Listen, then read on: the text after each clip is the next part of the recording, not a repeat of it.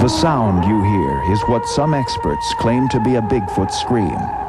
Recorded in the state of Washington by a group of campers in 1971, it is regarded as the highest quality audio of the creature ever captured.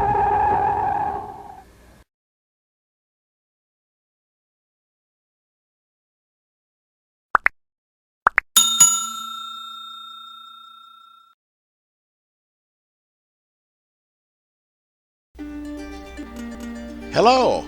Welcome to Bigfoot Real Encounters. We're glad to have you stop by. We'd also like to take this time to invite you to share your encounter. You can send your stories to the email bfrealencounters@mail.com, where we will feature your story with all of the respect that it deserves. So send your stories in, bfrealencounters@mail.com. We look forward to hearing from you and your great stories soon.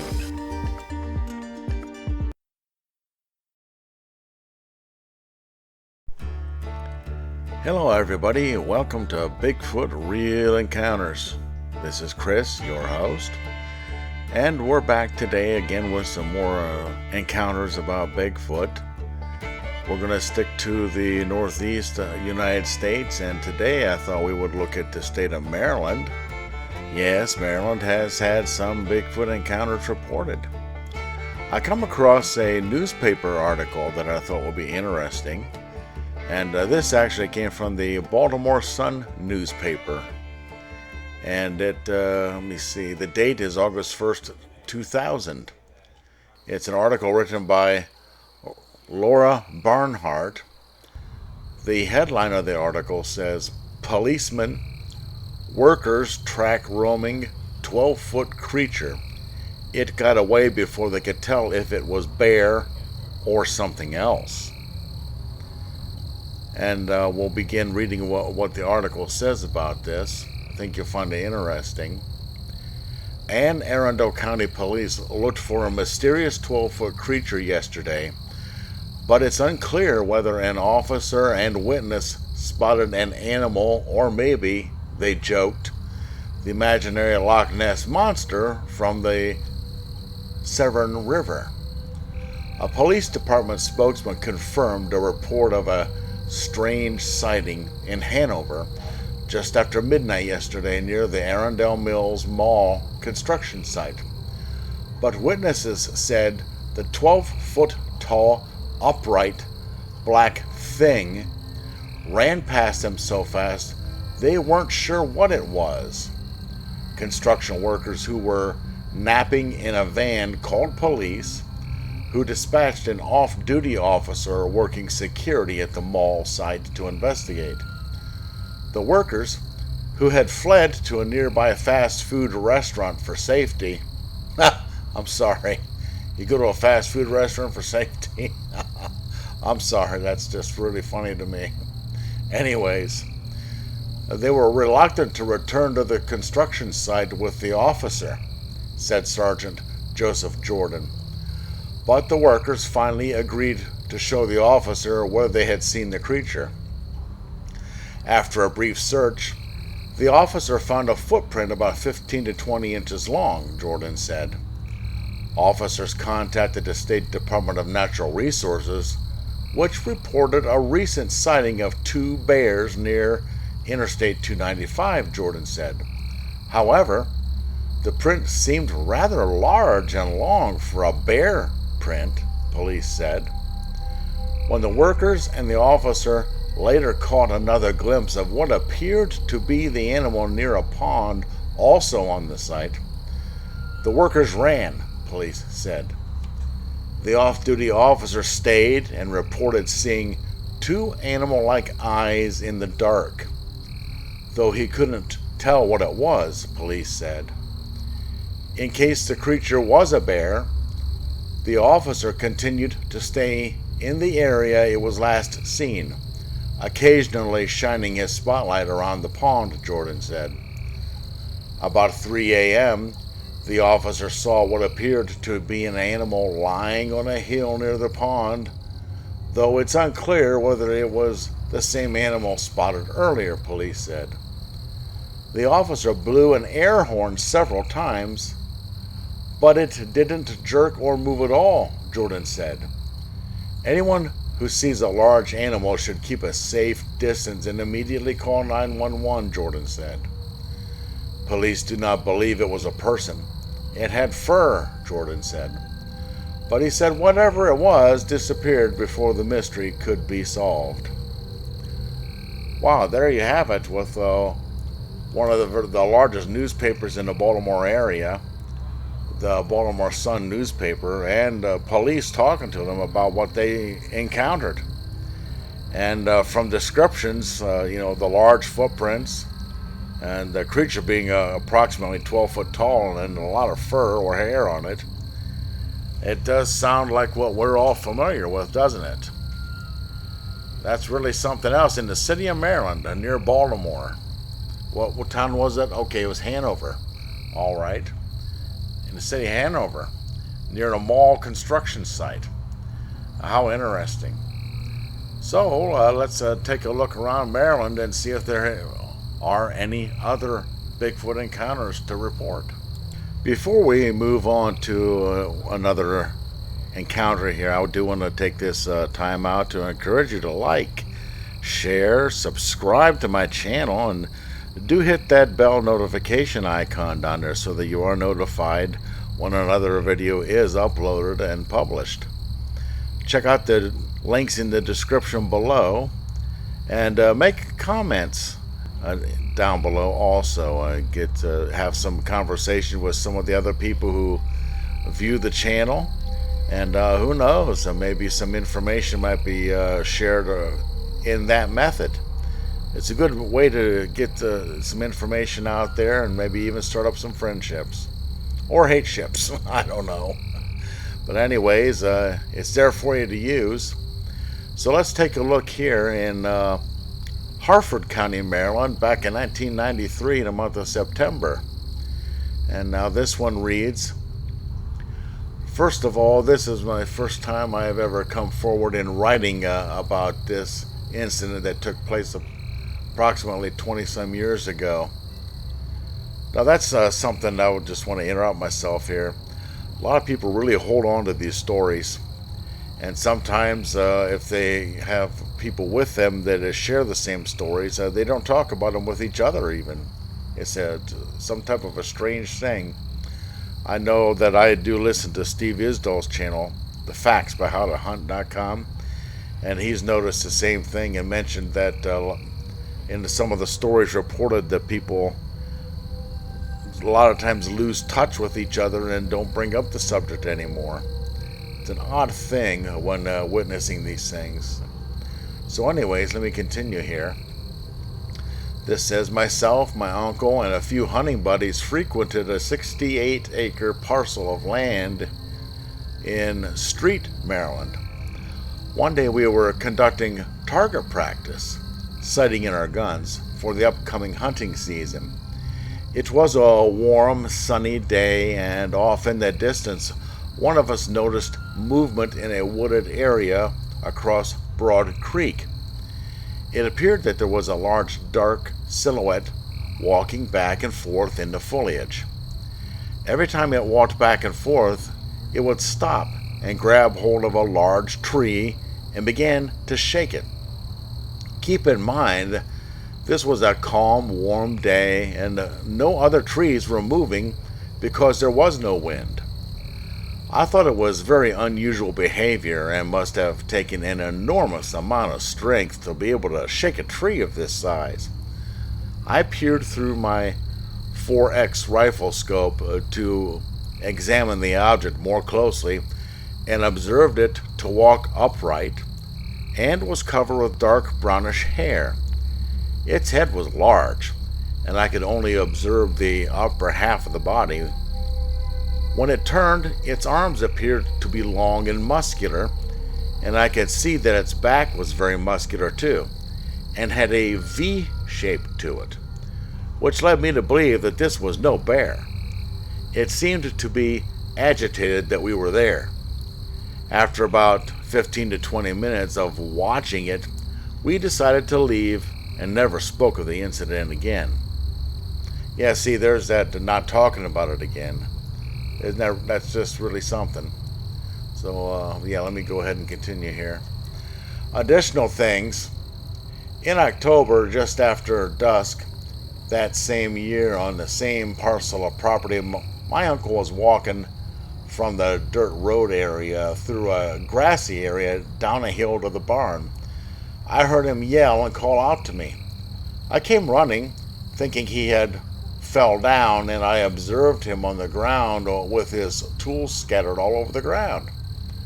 I smelled a horrible, pungent odor, heard heavy breathing and large footsteps coming from the nearby wooded area. It was dark, and I could not see anything, and I got an eerie feeling of being watched. I got my uncle up off the ground, and he told me as he was walking down the grassy trail, he heard long, loud footsteps coming up from behind him. Thinking it was one of us playing a prank on him, he braced himself for one of us to jump on his back. However, what hit him from behind knocked him with such force, he fell forward to the ground, causing him to drop his toolbox. He said whatever hit him ran into the woods and was grunting and walking back and forth. We both got flashlights and tried to look in the wooded area where we heard the heavy breathing, but did not see anything. But heard what sounded like bipedal footsteps go down the large decline and cross the creek at the bottom. I'm a trained observer and can only tell you what I saw. Wow. So here's Bigfoot encounters, and it seems to be that the thing knocked him down. I don't think I'd got a flashlight then and went and looked for it. I believe I got out of the area pretty quickly. No kidding. That would have been it for me, I tell you what. Especially after seeing the thing through the scope. My goodness. That's actually very, very scary. Oh, my. Yeah, that is so scary. You know, I just had a thought, folks. Many of these incidences and encounters that I'm reading to you do come from a public website, the BFRO. It's in the public domain, of course. And if any of you out there are listening to these encounters, and they happen to be your encounter that you submitted to the BFRO, please get in touch with us here on Bigfoot Real Encounters. Let us know. And if you can, we would love to have you provide any additional information that we can add to this to make it a more complete report to the people out there. Maybe there's information that was withheld from your story when the website added it to their database. We have heard that this sometimes happens, and I don't know that it does. I just have heard that it does. I'm not making any claim. But in any event, if you have additional information that you would like to add to the stories, and it happens to be your story on any of my videos, please send us an email, bfrealencounters@mail.com, and let us know any additional information you may have, or perhaps you might have other encounters that you'd like to tell us. We would love to hear from you. And anybody else, maybe you've been sitting on some stories for a long time and never told anybody. Now's the time to come forward. Everybody else is. We want to get this information out. It's time. There is less ridicule than ever before. It is being taken seriously. So consider telling your encounters. Send them in to us, bfrealencounters@mail.com. You'll see that email address in the description below, as well as a couple times throughout the video. Okay? Great. So let's see if we have time for one more story here. All right. Looks like we have another one in Harford County in September of 1996. And let me see here. All right, this one reads, It says here in Maryland, there's not a lot to do. Mostly me and my friends just hang out. The local cops don't like this, and neither do the business owners. So, a lot of times we end up in parks or parking spots. On this night, 8 people were gathered at this location in 4 cars. We all met up in town around 8 or 9 in the evening.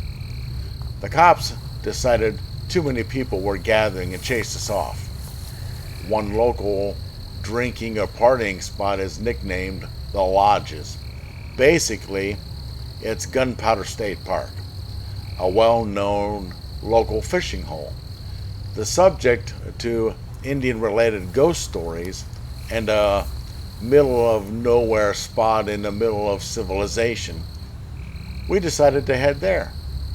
We arrived around 10. We proceeded on the usual chatting of whose car's faster, who's dating who, and such. Some people were using drugs. 1 or 2 had been drinking.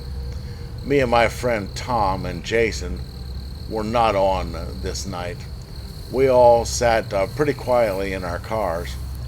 Nobody had been out except for the occasional rearranging of seating for close to 4 hours. I do remember that it was very cold that night for our area, probably around 40 degrees thereabouts, and it was definitely before Halloween since we were making plans. 3 cars were facing forward. My 87 Mustang, Tom's 68 Mustang, and Brian's Dodge Omni. The other ones were not. We were all parked side by side in a row, facing almost 45-degree grade of dense shrubs and 15 to 30 foot tall trees. The road, bottom road, was in front, and the bend in the stream was behind us with boulders and shrubs all around. Lighting wasn't the best, but enough to make out the trees close to 50 feet away and ground cover around them. The area is almost indescribable. I could draw it for you or get a picture possibly. What happened was around 2 to 3 o'clock. We all stopped talking to the noise of what sounded like someone running through the woods. I figured it was a deer. Then you hear it crashing down the hill in front of us. This sounded like someone taking a running step down the side of a steep, loose gravel hill, breaking off limbs and whatever else they could grab to help slow them down. Then plop! Out onto the road lands this human figure. I was looking down at this point. In the car next to me, Tommy goes, "Criminy." And I looked up to see a dark figure hunch over to look back at us. Instinctively, Brian in the Omni and I pull on our headlights almost at the same time.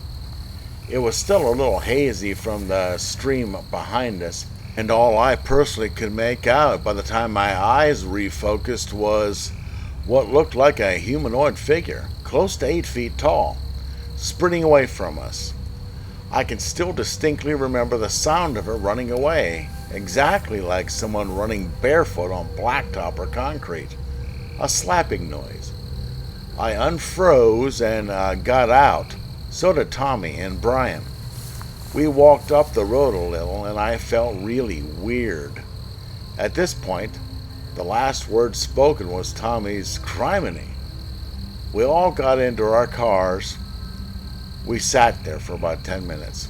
Then simultaneously, we turned to each other and said, "It's getting late," or "I'm too tired for this," and decided to all head out. Nobody spoke about this to each other for almost a year. There that is again, folks. Wow, I bring it up, and here's another story that says the same thing. People just stay away from that subject. It's really odd.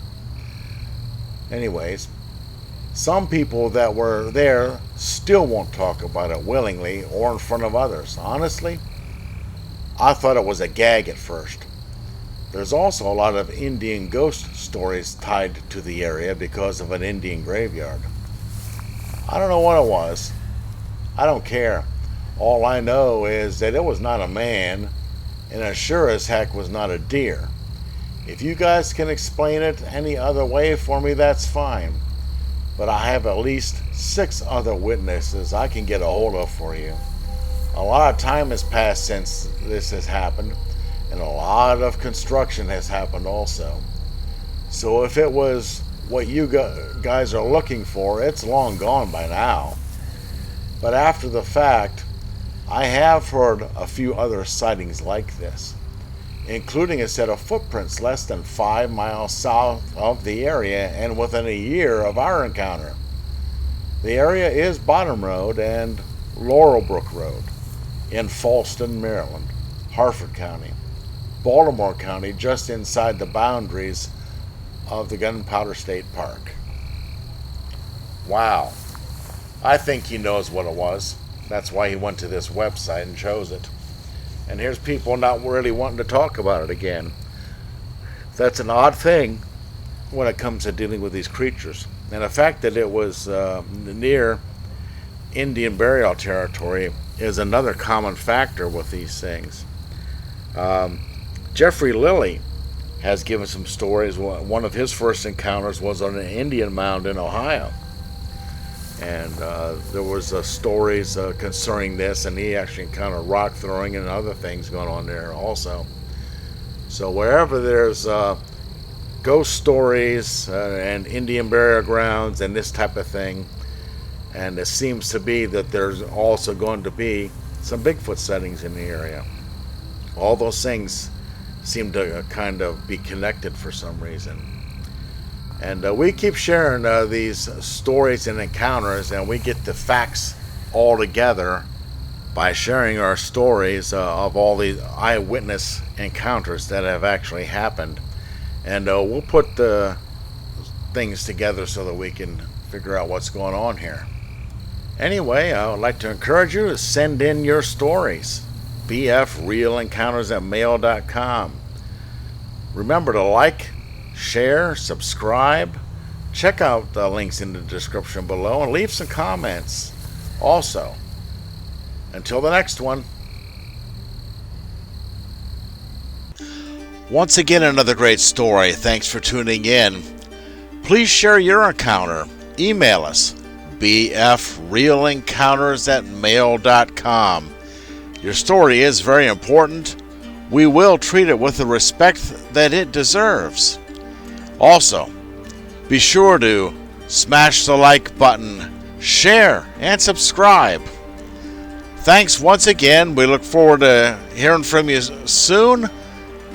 Watch out for our next video. Maybe we'll feature yours. Have a great day.